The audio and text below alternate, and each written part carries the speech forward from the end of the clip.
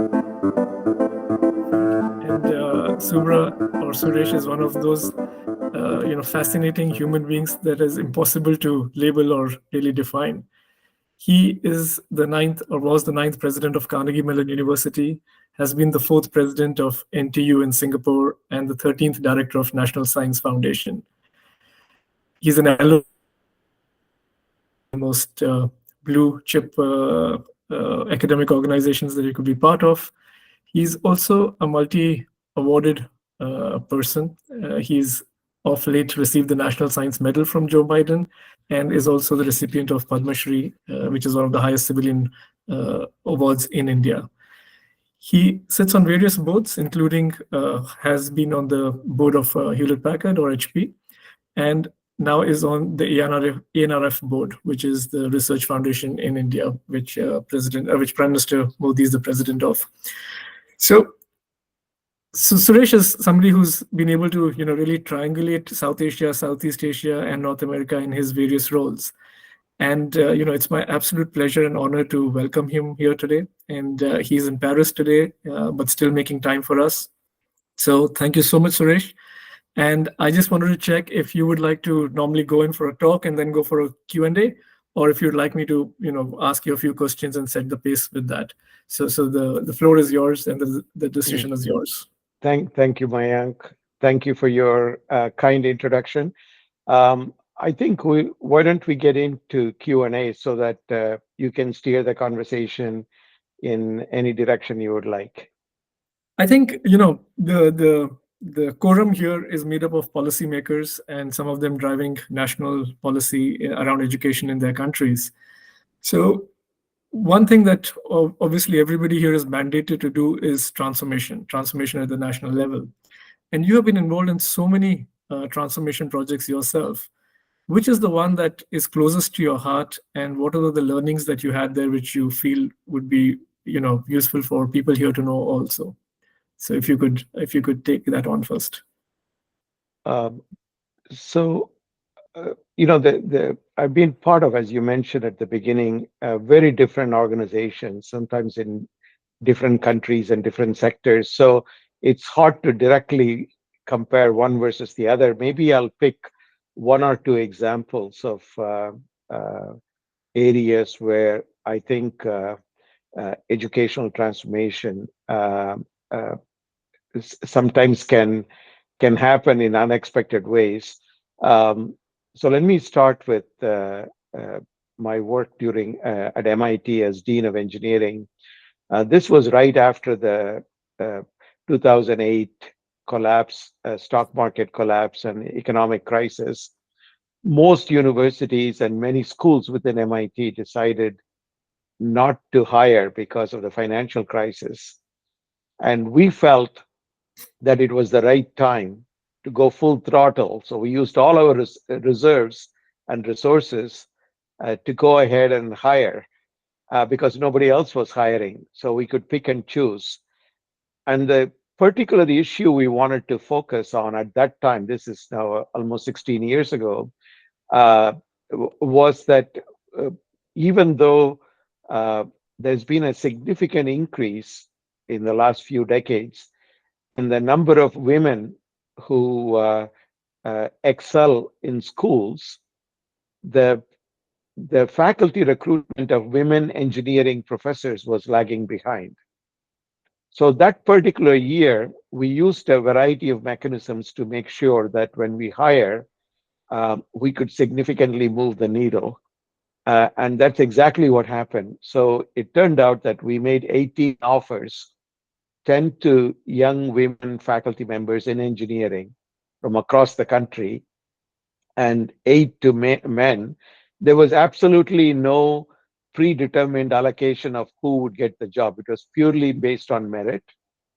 And the 10 out of 10 among women faculty members were recruited.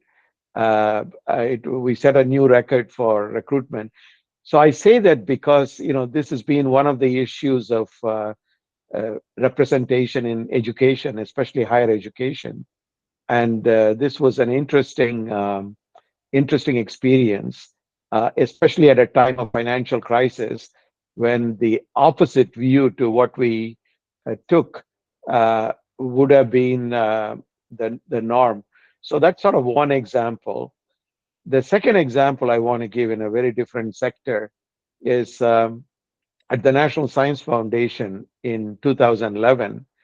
As you may know, at that time, the National Science Foundation, and it still is in the US, it's the largest basic science and engineering funding agency in the world. At that time, the annual budget was about 7.2 billion US dollars a year. Now it's about 9.1 billion US dollars. With that fund, it's supported by US taxpayer money. We support 2,000 institutions and 200,000 researchers in all branches of science and engineering. Now, most of the people who receive the funding, mainly universities, but also public television, some high schools who receive the funding, um, the vast majority of them do very good work. They publish papers, many of them file for patents, but oftentimes it stops there. So in 2011, after a series of conversations, we decided that whether we can go a little bit further. So, for example, at the end of your funding, you could apply to NSF for a small amount of money, about $50,000, for a short period of time, say 6 months, not to do new research, but to see if the research you've already done has the possibility to succeed in the marketplace. So I had to make a lot of internal changes in the organization to make it possible. So we created something called the NSF Innovation Core.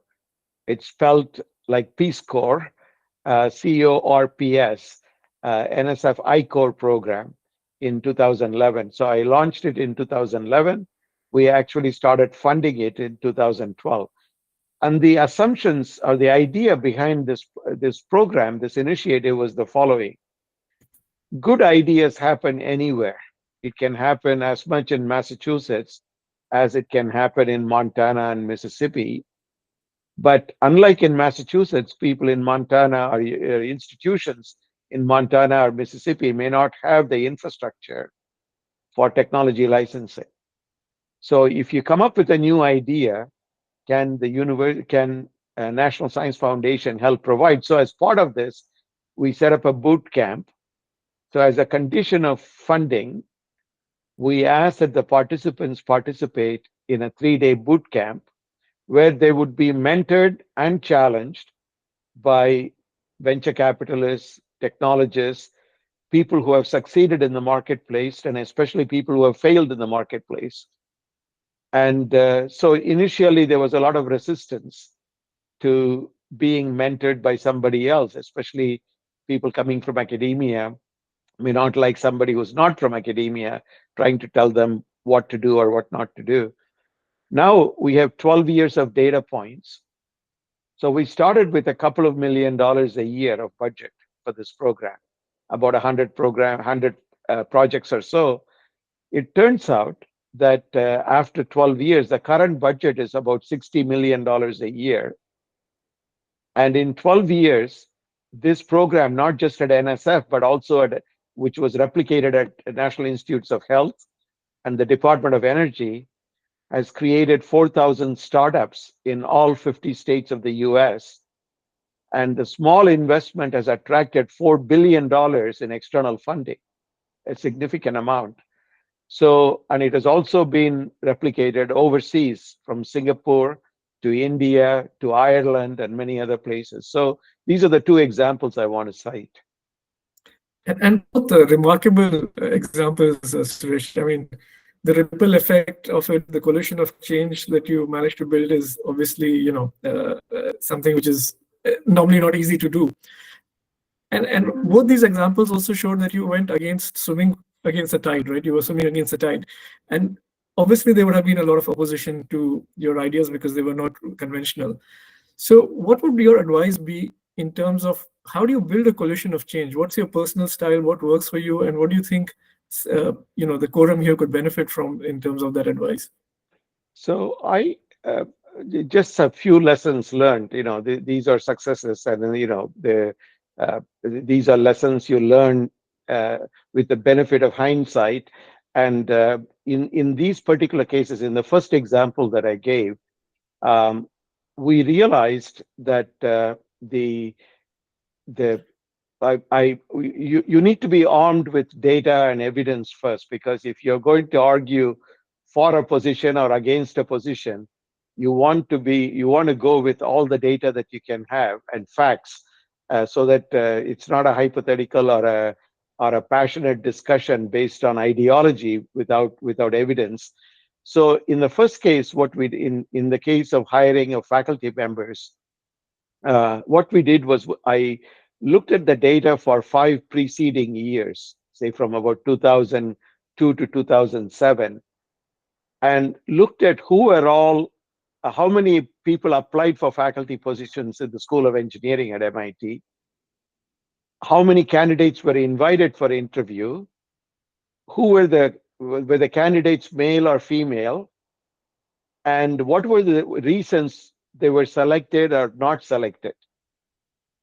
It turned out that the majority of the recruits, more than 80%, were men. And the primary reason for rejecting a candidate, especially a woman candidate, was that there was no fit for teaching or research in that particular department. So we decided, okay, rather than deciding individually in different departments within engineering, through my office, we will coordinate the searches. And during the process, we will meet every 3 weeks, and my associate dean will run the meeting. And if there is no particular fit in one department, we'll ask another department if there is a fit. That's all it took. And it was a very simple coordination and communication problem in that case. I mean, there could have been other reasons behind it, but once we addressed that issue that particular way, the supposed reasons why previous 5 years worked one way did not materialize. So that was an interesting lesson learned. In the second case of the National Science Foundation, I had 13 direct reports working with me. The night before I had to decide whether to launch the iCore program or not, I had a working dinner meeting with all of them. And I asked what they thought of this. Out of 13, 10 said, don't do it, because there is no need for it. We already have it, some variation of that program. 2 of them said, if you really want to do it, we'll support you. And 1 of them said, I wholeheartedly support you. 1 out of 13.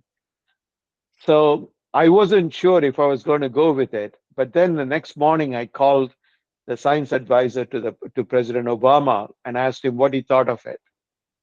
And he said, I really like the idea. Go for it, and I'll back you up. And then I also went to the 2 people in charge of my budget. One was a Republican congressman, and one was a Democratic congressman. I met with them individually and asked them. And they said, we both like the program, and if you go ahead with it, we will support it. So that was the reason. So I decided to go ahead with it.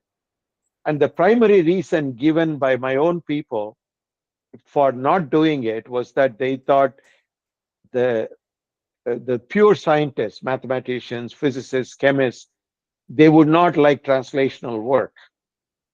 And they thought it would be polluting pure research, especially at the National Science Foundation. In reality, a year later, it turned out it was these people, the pure scientists, who welcomed the idea to explore something very different in their own work. So assuming somebody would behave a certain way without talking to them was not a good idea. That was the lesson learned. No, this is wonderful, right? If I distill it, I think you really said, the way to build policy is to make sure that you have communication, you have data points, and I know you are a big proponent of data and impact. And really the X factor is the informal channel, right? Because a lot of what gets done at the formal level actually has its foundation in the informal level. So you're taking advice from the 2 people that you trusted, and then with the 13 board members, all of that, I think, is where the coalition of change starts getting built. And sometimes you won't have everybody with you, but as long as you have your key people with you and your gut with you, I think that's really the advice there. And And the other lesson learned out of this, I mean, the program could have failed for a variety of reasons, either in my control or beyond my control. But on the other hand, this is, if you're going to start a program on innovation, if we are afraid of failing, then it's the wrong attitude to have to launch a program like this. So that was another thinking behind this. If I fail, I fail. I admit I failed, and just people in the end would accept. I did my best. I did not succeed, so be it. yeah, fail fast and pivot, right? As they say in the Yeah. entrepreneurship circle. But a lot of what you have said is also around ripple effects, right? And some of the ripple effects are impossible to predict earlier on, like giving a 50K grant and then having billions coming out as an outcome out of that later on. So what is your take on these ripple effects, which sometimes you cannot predict, right? Very much like you cannot predict black swan events, you can't predict the white swan positive outcomes. So how should one harness the power of these ripple effects, or be able to forecast them to some extent? So in this particular case of the I-Core program, we decided to have a boot camp because I think people who have done this before, have succeeded or failed, would have a perspective that we wanted to, to use your term, ripple effect, to disseminate to academia who may not have had the chance to learn about it. So we set up the first such boot camp in California at Stanford. Over a period of time, over the succeeding 5 years or so, um, we now have nodes all across the US. So once one node was very successful, other regions of the country were vying to do this. In the Southeast, in the Florida, Atlanta area, in the Northeast, in New England, in the Midwest, Michigan and Chicago and those areas, there was a lot of interest in this. Once we set up regional nodes all across the US, then you could regionally populate and reach out. And as a result, within a decade, it reached all 50 states of the US. So that's one. The second is bringing people together, either by design or to foster what I would call serendipitous random interactions or random collision in the good sense, not in a confrontational sense. So giving opportunities for people to come together, like an annual event where they come and present competitions, hackathons, and things like this, where there is an opportunity for exchange of ideas. You also bring together young students, faculty members, and people from the business world, venture capital world together, so that they have an opportunity to interact and learn from one another. Sindhu, would you mind muting your mic? We're getting some feedback. Yes, so thank you, Suresh, for that. So we've discussed really. Sindhu, would you mind muting your mic, please? Thank you. So Suresh, we of course discussed, laying the foundation, how do you make the ground fertile for transformation to happen. But as you make the ground fertile, to really capture the power of transformation, you have to build policy around it at a national level. What is your let's say, what are your top three advices on building policy? Because you've built policy at a national level, at a university level, at a corporate level. So you've seen all three, right? Academia, corporate, national programs. What would your distilled wisdom be out of this in terms of your top two or three recommendations for policy building? So I think it's important to have a conversation with the people who are going to be involved, who will execute, so that they are not surprised. I think that's a necessary condition, a minimum requirement. Secondly, I think the realization that not everybody will be on board right from the beginning. In no matter how good the idea is, how powerful it is, people will have understandably genuine concerns, and different people have different risk tolerance, and therefore not everybody will get on board. And I think at some point as a leader, you have to make a call. If you wait for everybody to come on board, nothing will happen in time, and one will miss the opportunity. The third is making sure that there are resources available. If people feel that anything that's being done is taking money from the left pocket and putting it in the right pocket, if it's a zero sum game, people will be reluctant to do. But that's not necessarily the reason not to do it. But on the other hand, you need to articulate. And last but not least, it's communication. Uh, and the communication has very different angles. So in the National Science Foundation context, for example, communicating first with the staff, also with the leadership team, but also communicating with Congress that provides the budget. Um, and that can have very different types of communication. For example, you could have a detailed PowerPoint presentation for 30 minutes, but you need a 30-second. If you were stuck in the elevator with the senator or the president of the US and you had only 30 seconds to convince, and you want to say one thing that they will remember, how do you communicate it? And so things like this, communicating at different levels, at different altitudes, and in a way that's very effective so that people remember what you're trying to say.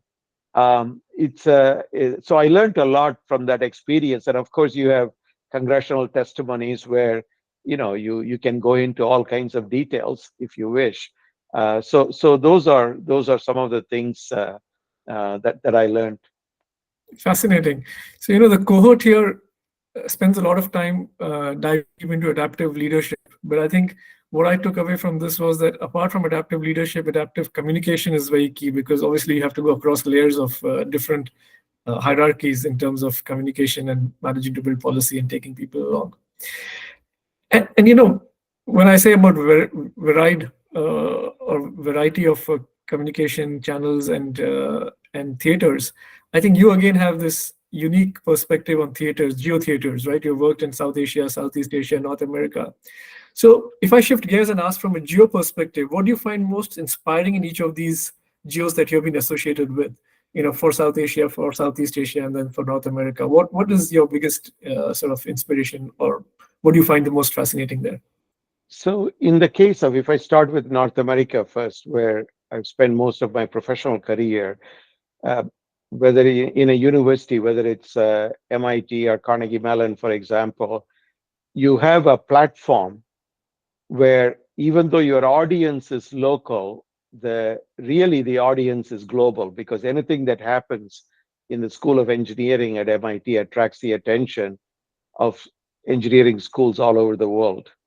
So even though you're focusing your attention to your faculty, your students, and your school, the ripple effect of that to someplace far away has to be in the back of your mind all the time, because if it's a successful program, it's likely to be replicated somewhere else. If it's an unsuccessful program, it's likely to be noticed by somebody far away.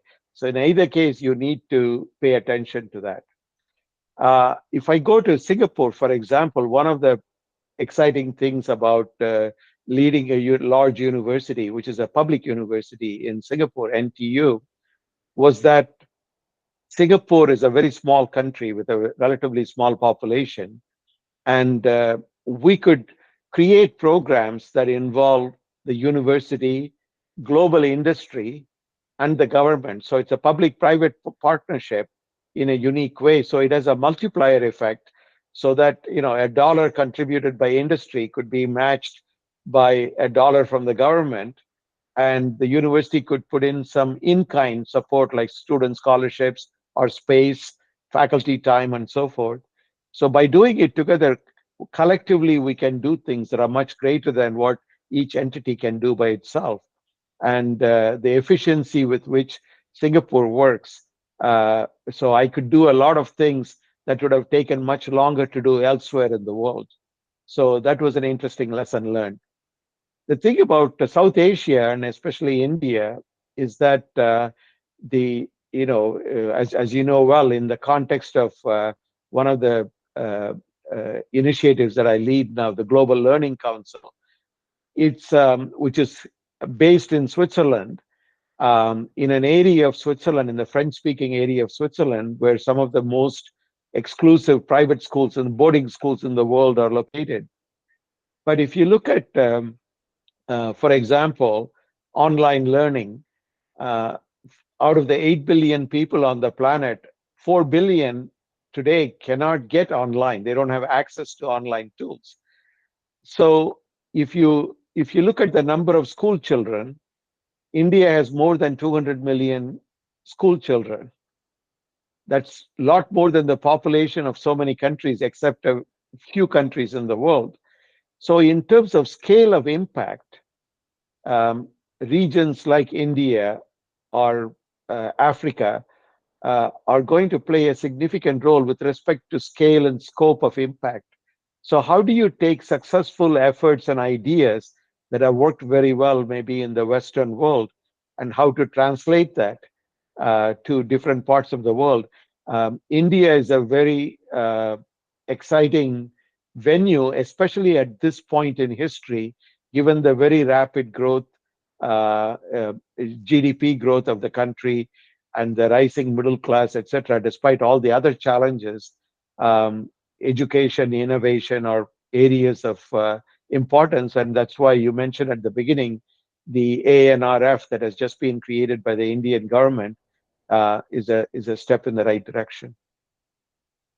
So thank you, Suresh. I'm going to ask a final question before I hand it over to the floor to ask their questions. And my question really is now about EdTech, right? So, uh, what gives you the most hope about EdTech, and what gives you the most concern about EdTech? If you can give us those two differing views. Yeah. So the what gives me the most hope is that, I mean, uh, throughout all these journeys that I've had in my career, and especially now through things like the GLC, I've had an opportunity to interact with a lot of young people, and especially through GLC from age 13 to 22, students from all over the world. And, it's tempting, and historically, this has been the case, one generation to the next, especially as one gets older, there is a perspective, the good old days. But looking at some of the young people, I feel that the, the good new days, I think they have grown up in a very different environment with a set of challenges. They have faced the pandemic at a very young age, which we did not face until very recently. So I'm very optimistic about the new generation, despite all the challenges that we face. What gives me concern? I think if many surveys have shown that if you ask young people around the world, what are the two things that excite you or concern you, especially concern you, the two things would be the future of the planet and the future of technology, especially things like AI, as they impact their lives and livelihoods.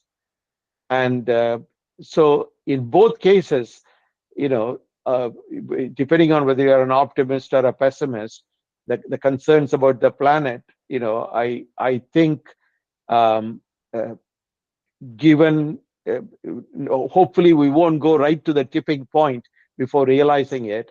I think with realization there is an opportunity to make amends for all the historical bad behavior and do something about it.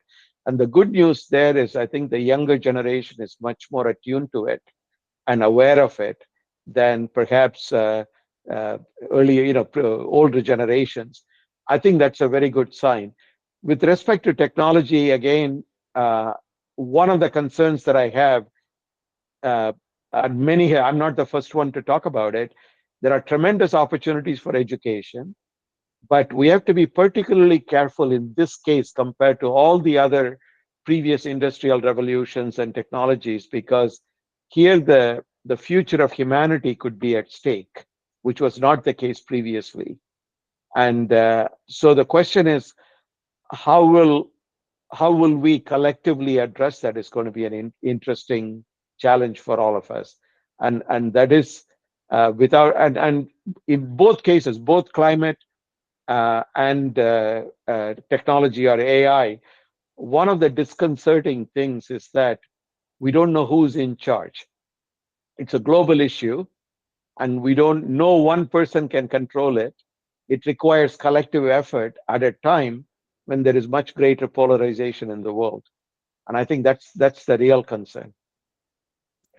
I couldn't agree more. I think, in the sixth industrial revolution, as we probably call it now, students have this unique challenge of not only being technically competent, but when I say technical competence, I mean both at cybersecurity level, at AI level, and so on.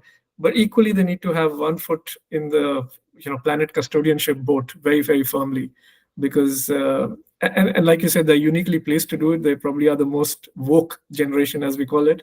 But being woke is not enough.